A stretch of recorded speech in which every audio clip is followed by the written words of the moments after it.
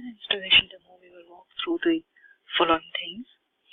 First thing is we will install the right version of VirtualBox. Then we will get the Cloud Era's data platform, which was discussed on the classroom.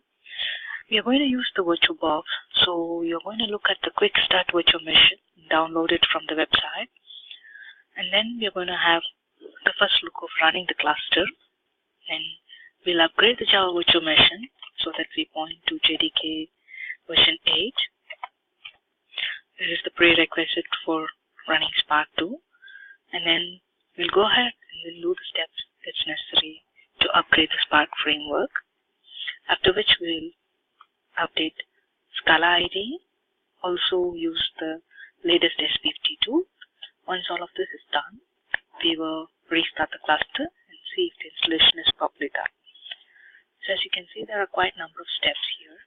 Each of this is going to cost some time, and you need to go through this video only if you want to change the installation or customize anything that was given in the box. Otherwise, you can take all these settings and installation pieces done for granted. You don't have to repeat these things. Okay? So I'm going to walk you through the steps pretty slow. So we'll start with the VirtualBox installation. So even before we go to install the VirtualBox, the first thing we've got to verify is whether there's an existing version running, for which I'm going to use the application wizard and verify if it's already installed. So normally it's under the variable Oracle Virtual Machine, so I don't see anything from Oracle here. So that means I'm pretty much clear that there's no VirtualBox inside. So we'll go ahead and open this address in a browser, which will take us to the latest VirtualBox page. So you can see that the recent version is 1.0. Then I used 0.10 for the last run, so this one is upgraded to 1.10. So I'm going to pick the virtual machine, the default downloads folder. Okay, so I've got quite a few versions of it. So this one is 1.10. I'm going to go on 1.0 server now. So you can see that my network is pretty fast, so the download is done. The next job is to install that. So I'm going to pick the folder that I've just downloaded. I'm going to start the installer. So it's pretty much straightforward. So I'm going to start by asking me if I want to install a VirtualBox. Okay, so our VirtualBox is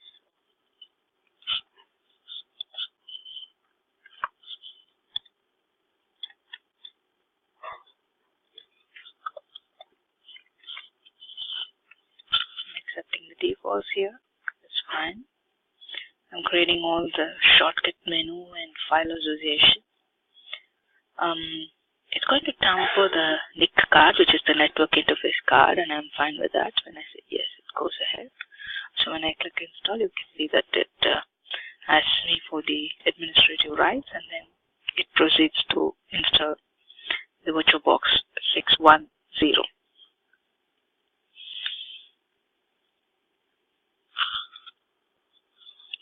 So once the installation is over, you will see that the setup wizard closes,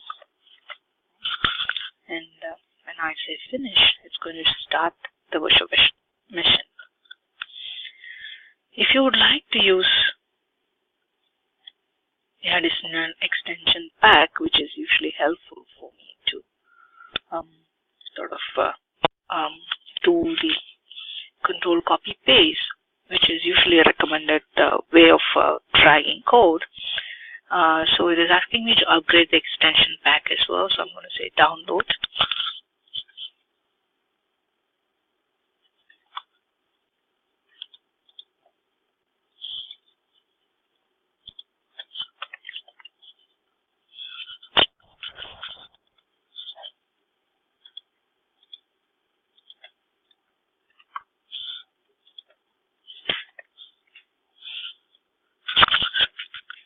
Upgrade. Our license to be agreed.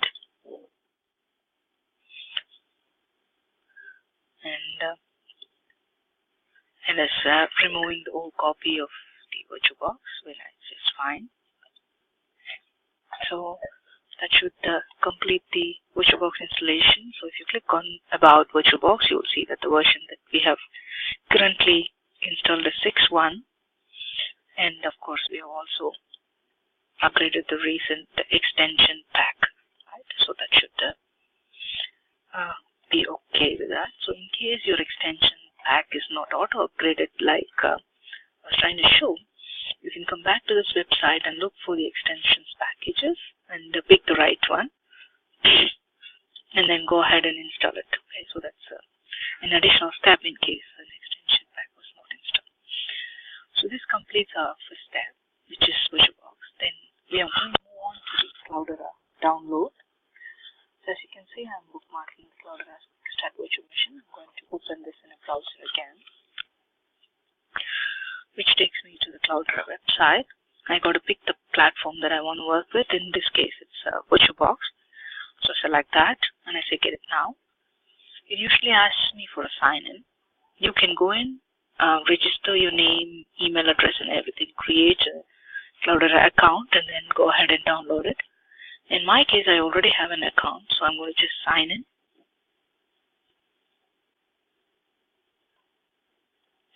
The default credentials.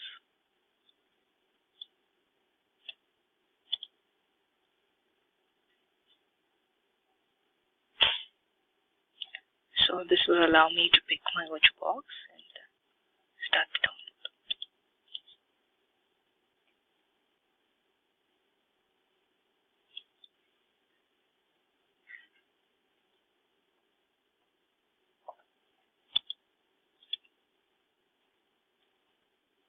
So you can see that I have a registered account and my profile is remembered. So I don't know why it's asking me for.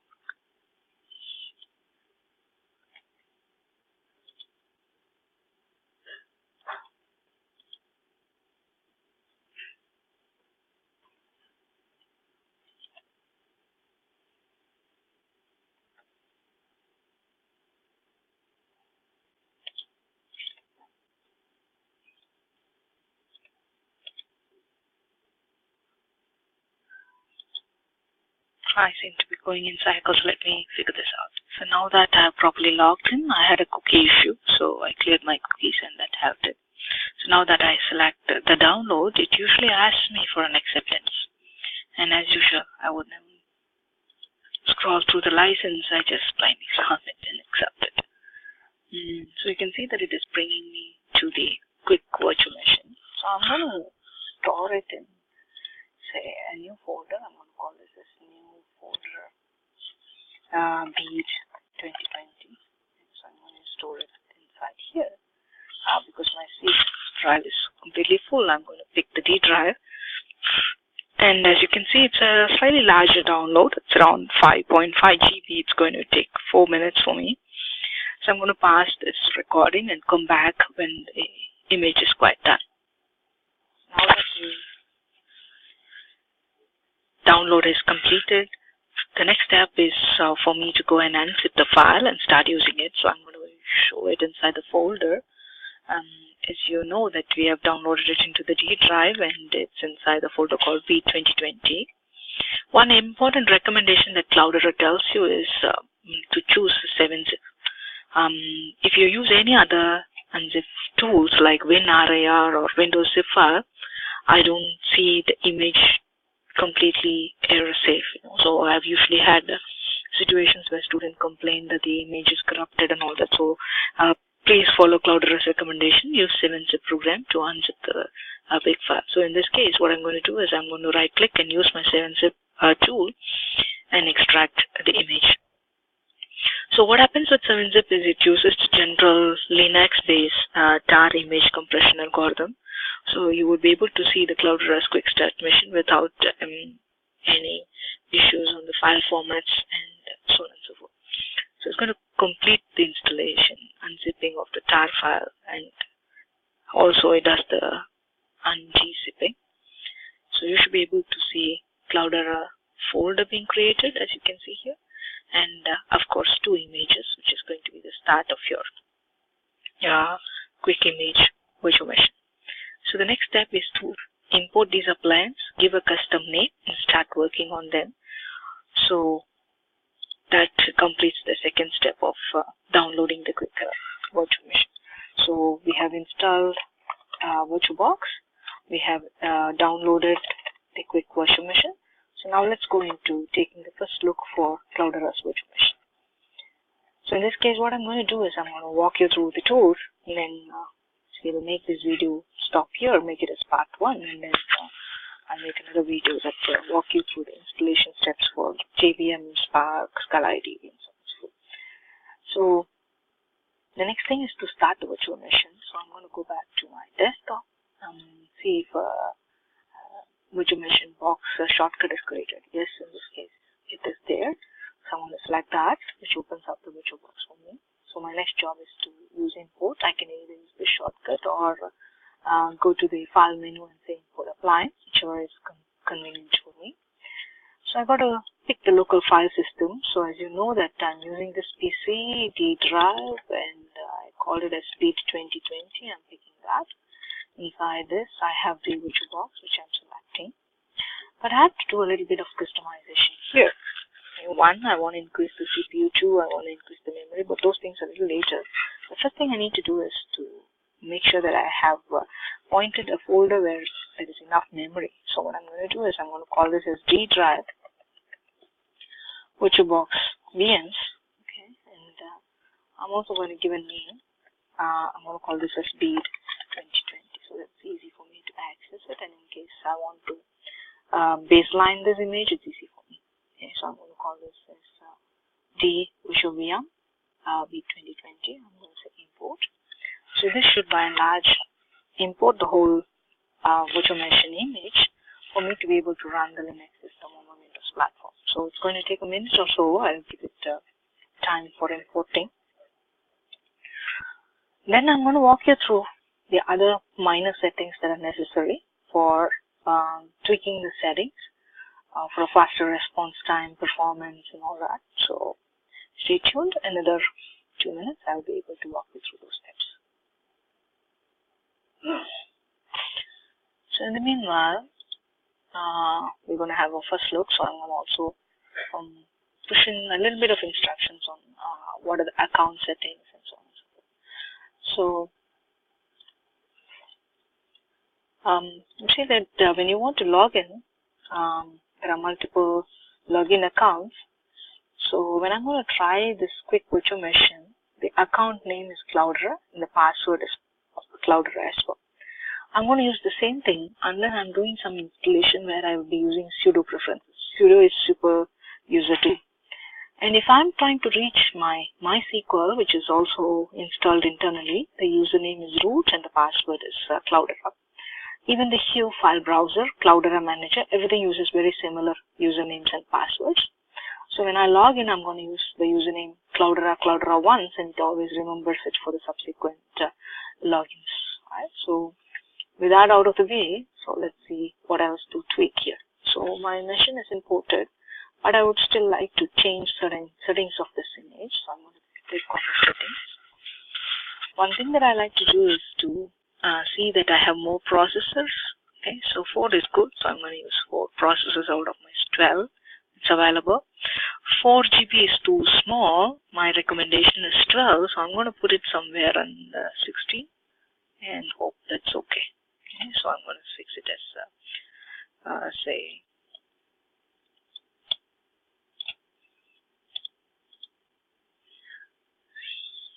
16. Yeah, 16.384 should be good. So as you can see that I've increased the processors to 4. I've enabled PAE. Okay, so that's pretty much what I have to catch here. So once the virtual machine is currently assigned less than 9 MB of video memory, I think that's pretty less. So it is asking me to it's difficult when it goes to full screen mode. So what I'm going to do is I'm going to see how much is allocated in the display. So as you can see, it's only 8 MB. It's too less. I'm going to put somewhere around say 50 MB should be good. Okay. So seamlessly. Monitor, I'm going to allocate only one monitor to this. I don't have to scale because I've allocated the video memory. Okay, so that's pretty much it. Okay, so that should save me some error. And then it says the graphics controller. Please consider switching to a better control. I think I'm okay with that because I don't have any control. I don't have a better VGA controller, so I'm going to just use the default. That's fine. And maybe I'll put the memory less to 38 MB so that I don't need a very advanced graphic processor. That's fine. So I'm not going to use any remote display, so this is fine. I'm going to say OK. So that should set my image. So what I'm going to do is I'm going to start the image. So normally a start image should catch my mission started. In case you have problems in it, just go to this show menu. Expand the show menu, you will have a headless start and you can pick that.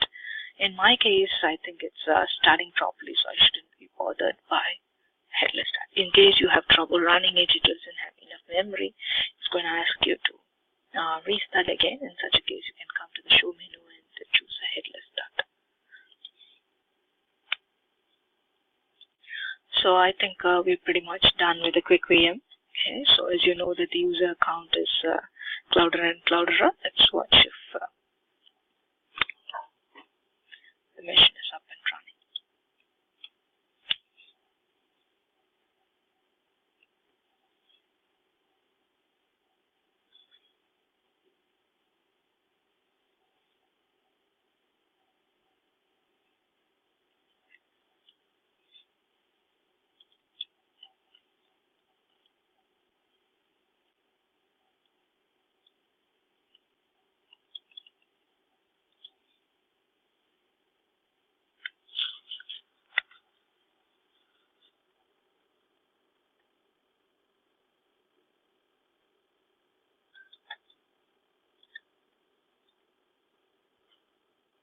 As you can see, it's using up all the memory that after it can, and it's getting itself busy.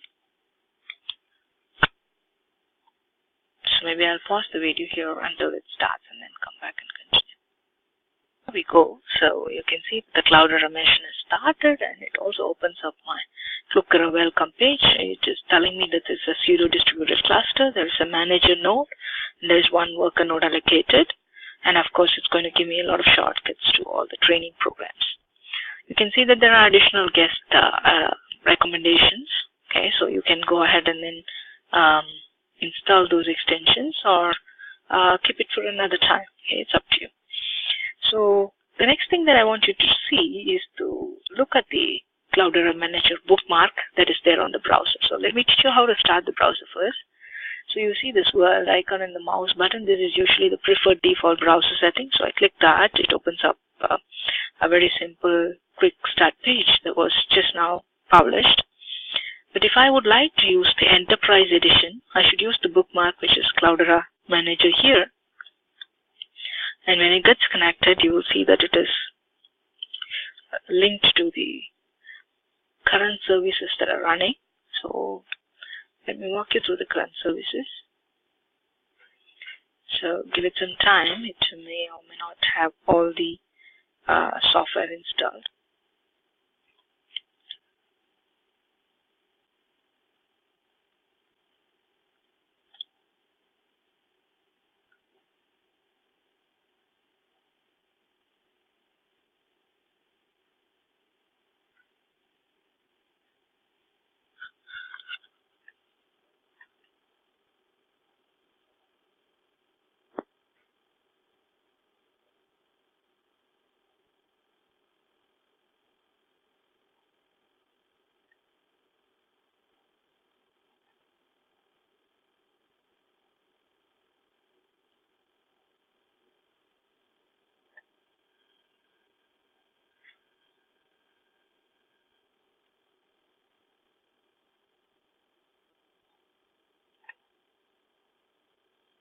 Okay, let us launch. In the meanwhile, I'll show how to start the trial edition. So you can see that you can launch the trial edition or the express edition. But I would recommend using a terminal because that's always easier. So a terminal starts a kernel. As I said, any administrative tasks that you got to use is to be given as sudo. So what I'm going to do is I'm going to start the command with the sudo /home/ you can actually press tab to finish it. So -4 -enter. So that should start the Cloudera Manager for start.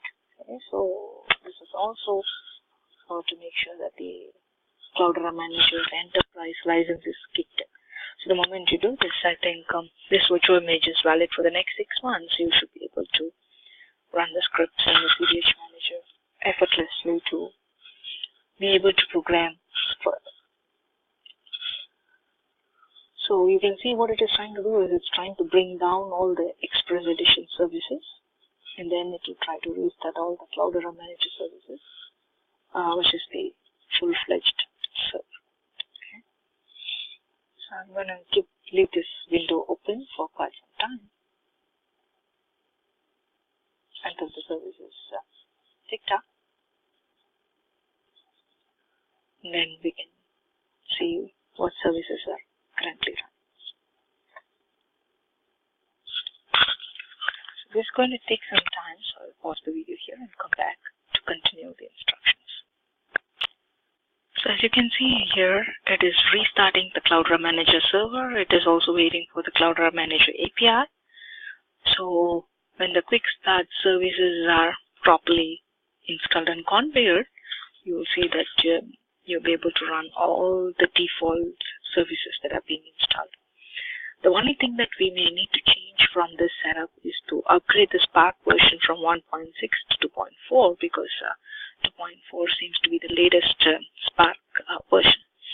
And you can see that it is also having a test package which is basically submitting an older MapReduce Spark job. So you can see that it is testing by submitting job 50 and trying to see if the Hadoop cluster is working to execute it.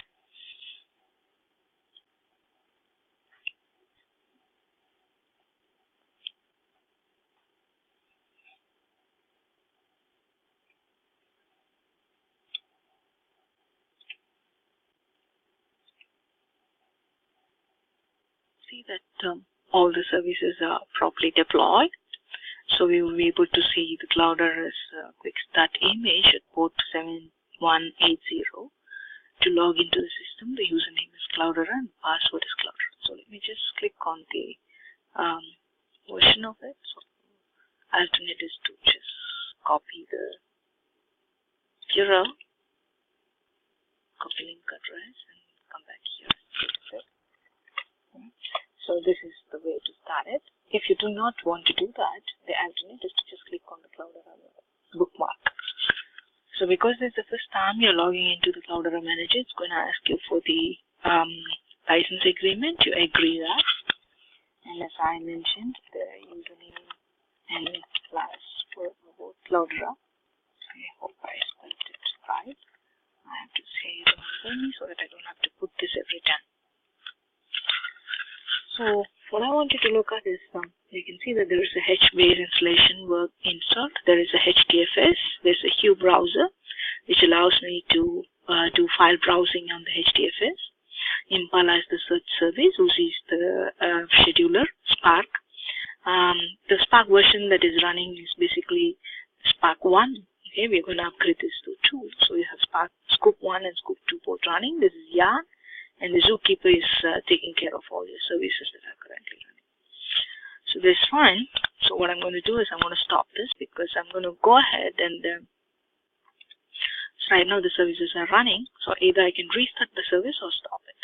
The stop won't work immediately because the services are getting started one by one. But what I'm going to do is I'm going to show you that the Java installation that is inside is slightly older.